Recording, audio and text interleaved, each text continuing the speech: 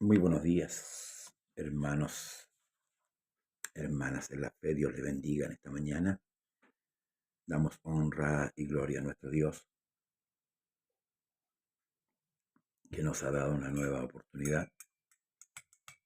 Saludamos a nuestras hermanas que están en sintonía, nuestra hermana Matilde Romero, nuestra hermana Julieta del lugar de Renca. Amén.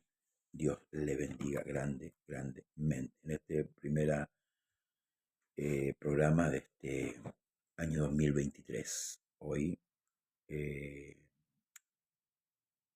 13 de marzo, si no me equivoco, del 2023, damos la gloria, la honra a nuestro gran Dios y Salvador Jesucristo.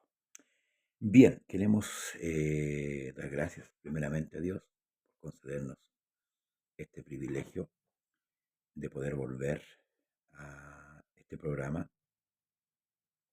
luchando contra viento y marea. Amén. Pero gracias por sus oraciones, gracias por su amor, por su preocupación. Amén. Y de poder, hermano y hermana, seguir adelante con la única mira de propagar el Evangelio y también edificar la iglesia. De una u otra manera, la Escritura dice que debemos dar de gracia lo que de gracia hemos recibido. Bien, ahora su Biblia en el libro de Colosenses. Vamos a empezar con este libro. Dice, esta carta fue una de las 4 cartas que Pablo, el apóstol, escribe, inspirado por Dios, por supuesto. O sea, es la voz de Dios claramente. Esta carta la escribe también desde la cárcel, dice, y esta carta fue motivada por la necesidad de corregir enseñanzas falsas que se habían infiltrado en la iglesia de Colosas.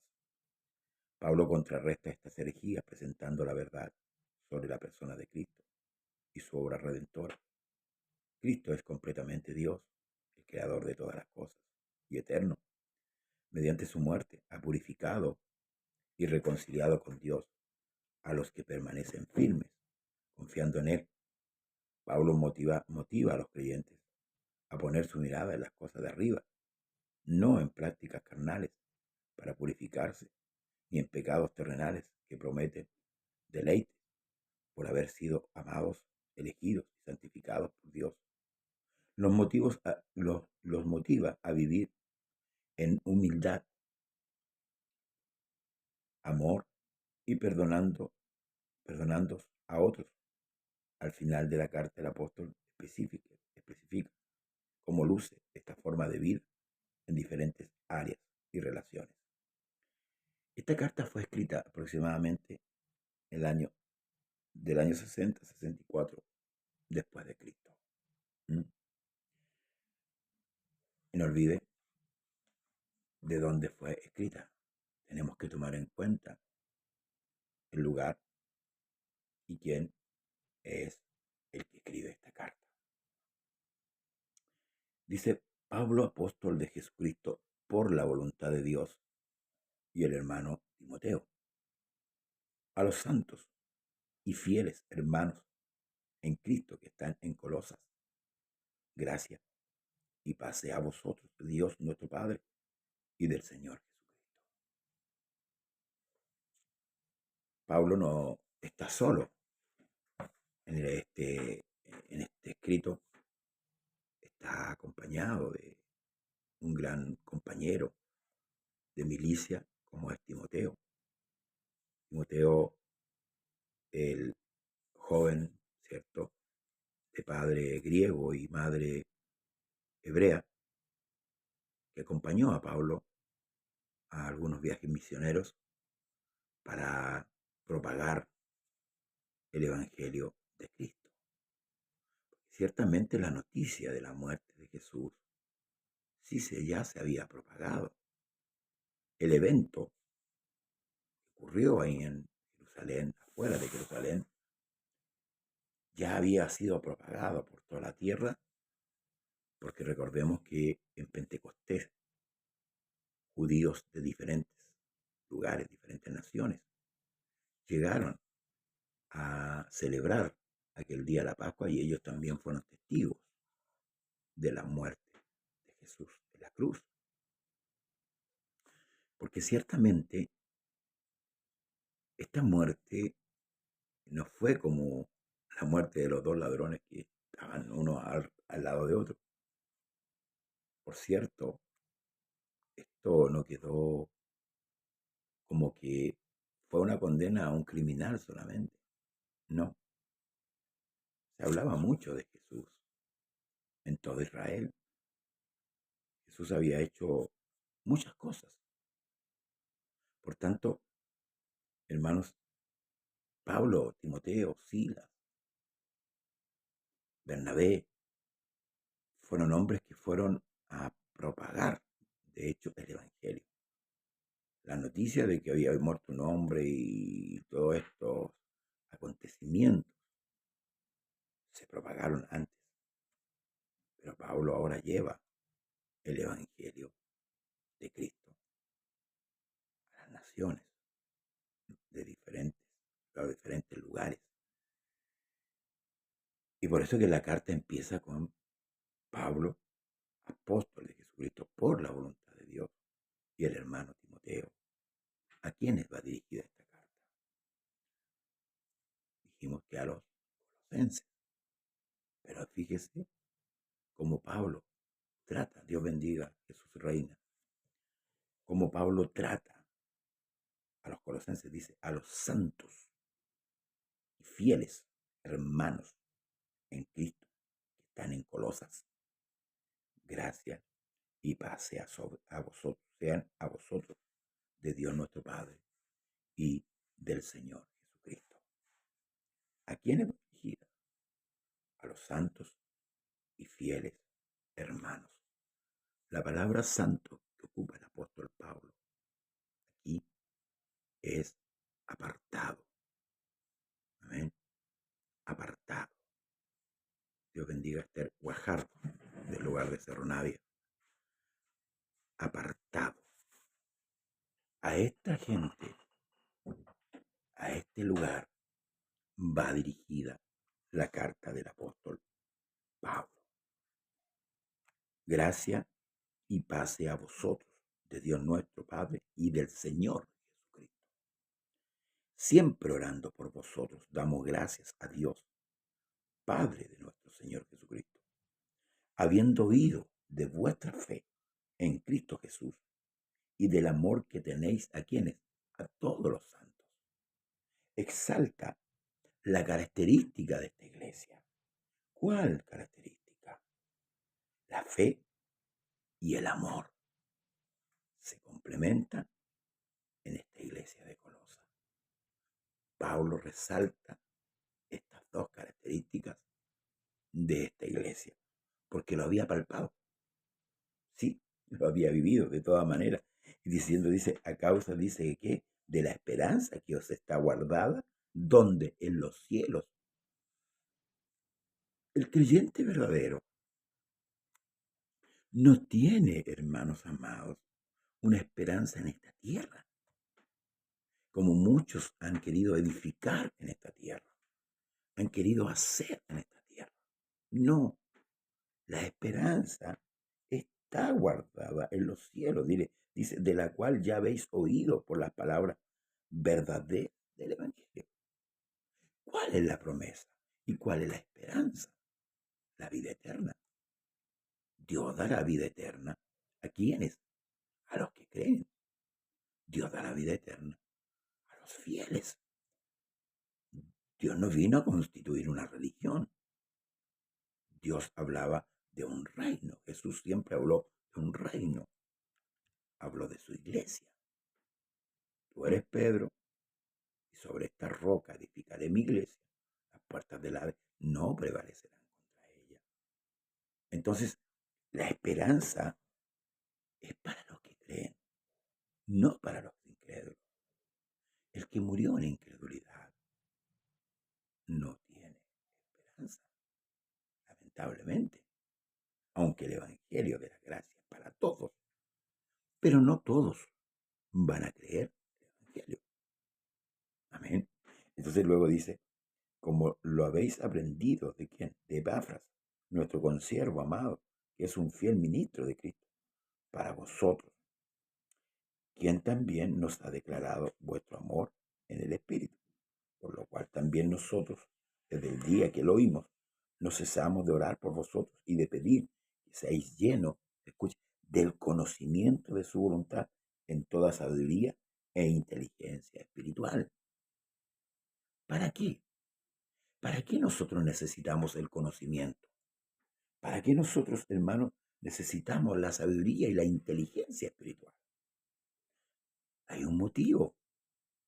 Yo debo llenarme del conocimiento de Dios, de la sabiduría, de la inteligencia, para que andéis como es digno del Señor, agradándole en todo, llevando fruto en toda buena obra y creciendo en el conocimiento de Dios, fortalecidos con todo poder, conforme a la potencia de su gloria, para toda paciencia y longanimidad, con gozo, dando gracias al Padre que nos hizo aptos para participar de la herencia de los santos en luz, el cual nos ha librado de la potestad de las tinieblas y trasladado, escuche, al reino de su amado Hijo, en quien tenemos redención por su sangre, el perdón de pecados.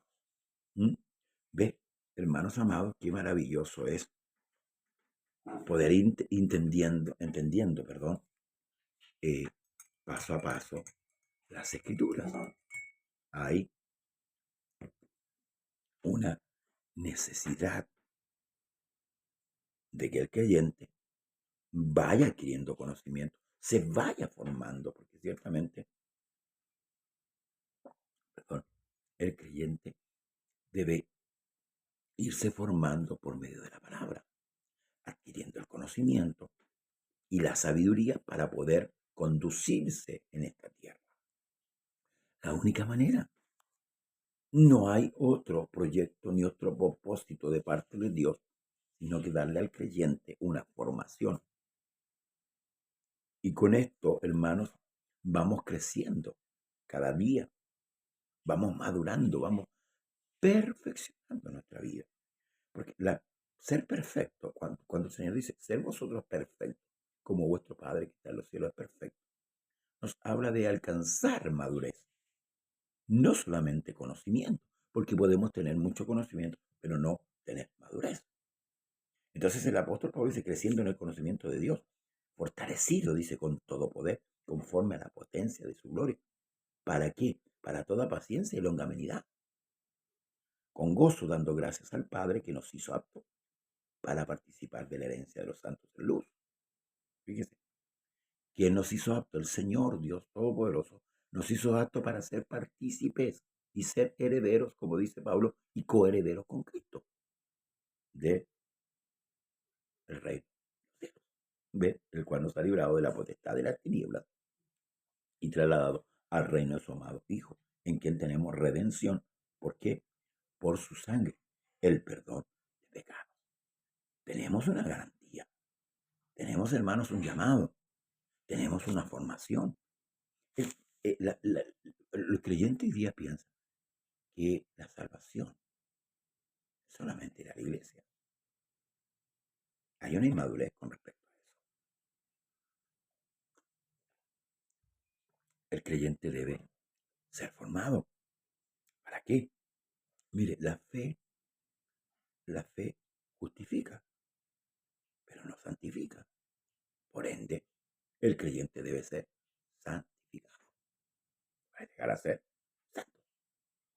Entonces necesitamos del conocimiento, de la gracia, de la verdad y de la justicia de Dios. Lo necesitamos. Por eso es importante, hermanos, que dediquemos siempre tiempo a la oración, a aprender la escritura, ¿cierto? A comunicarnos con los santos. Porque ese es el hecho de que nosotros, hermanos, nos congreguemos. Debemos comunicar con los santos. Porque si yo no comunico aquí, si yo no amo a mi hermano aquí, En el cielo no lo voy a poder amar.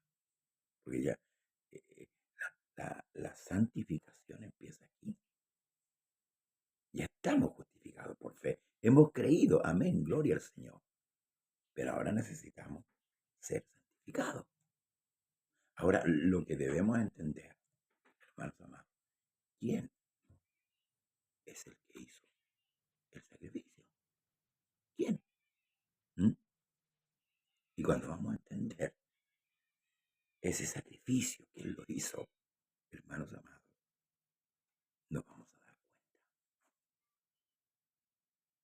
¿verdad?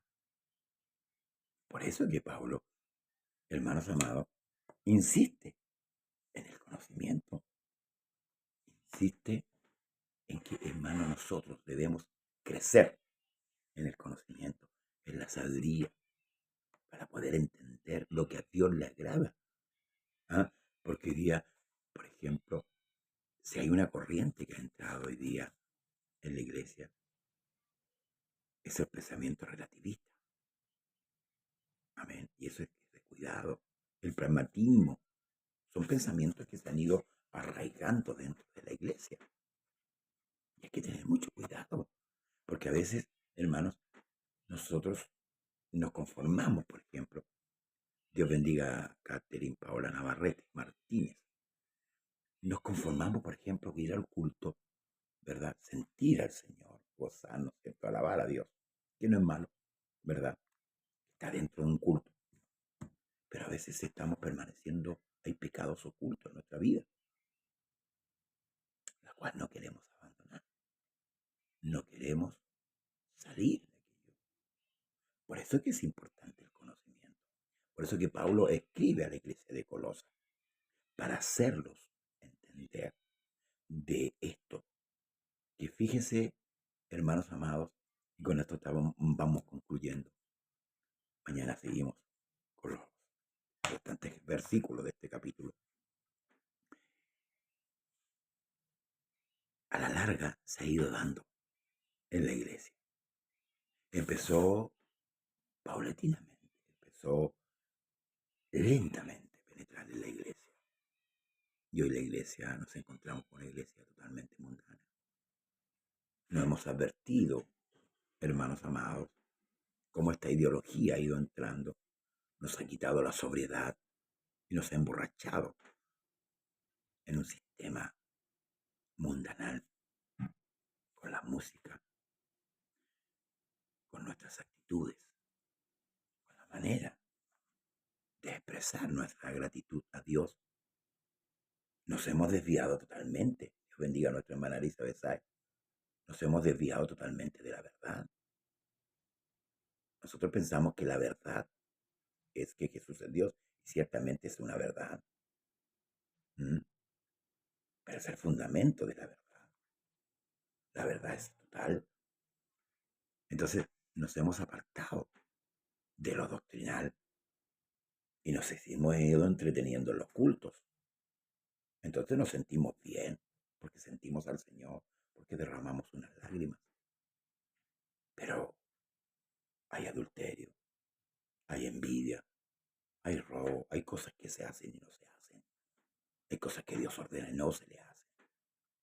Entonces Pablo, advirtiendo esta situación, escribe a Colosa para despertarlo. Amén. Y la única manera de despertar los sentidos es a través de la escritura. Amén. Con esto concluyo, cuando los caminantes de Maú iban muy tristes a esa ciudad, Jesús se les puso a un lado. ¿Y sabe lo que hizo Jesús? Por la condición que ellos llegaban, les abrió las escrituras. Primero les preguntó por qué está triste y qué conversaciones eran las que ellos llevaban. Y ellos le dijeron, eres tú el único extranjero que no ha sabido las cosas que han sucedido. ¿Qué cosas le dijo él, haciéndose el desentendido? De Jesús Nazareno, varón poderoso en obra y en palabra, y como nuestros gobernantes le entregaron a la muerte. Y ahí él les abrió las escrituras. Llegaron al lugar, se hizo como que iba más lejos, pero antes ellos le dijeron, quédate con nosotros, porque el día ha declinado. Esos dos hombres, cuando él les abrió las escrituras, algo sintieron en su corazón. Sí, y cuando Jesús parte el pan, sus ojos fueron abiertos. ¿Se fija? Lo que provoca la palabra. En el camino provocó un sentir. Algo había. Pero cuando se partió el pan, dice que sus ojos fueron abiertos. Jesús es el pan de vida. Y ellos dijeron, no ardía nuestro corazón cuando nos abría la escritura en el camino. ¿Y sabe lo que hicieron ellos? Inmediatamente volvieron a Jerusalén. Al tiro. Cuando recibimos la palabra de Dios, la corrección, la exhortación, podemos apartarnos de todas aquellas cosas que nos hacen daño. Que el Señor Jesús le bendiga. Mañana seguimos o concluimos este primer capítulo del libro de Colosenses. Que la paz de Jesús sea con usted en esta mañana.